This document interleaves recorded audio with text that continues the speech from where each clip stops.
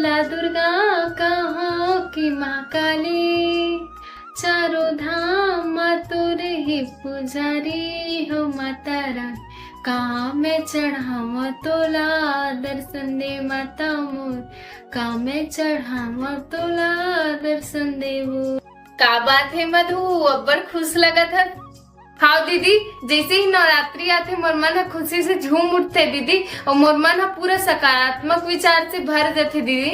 नवरात्रि के त्योहार हम मोर सबसे मन पसंदीदा त्योहार में से एक है दीदी। मोला बड़ खुशी होते दीदी जब मोर माता रानी के 9 दिन के अलग अलग श्रृंगार करे के मौका मिलते था। हाँ मधु, वो तो ते सही के है, नवरात्रि के 9 दिन के हर्ष उल्लास अलग ही रहते। अच्छा ले बता, मोला काबर बुलाए रहते हम? दीदी सुन ना, मैं सोचत रहे हूँ कि ये नवरात्रि के 9 दिन दुर्गा माता रानी मन के मन पसंदीदा रंग के लुगरा पहना न श्रृंगार कर, ताकि मैया मन हमार मन से प्रसन्न हो जाए।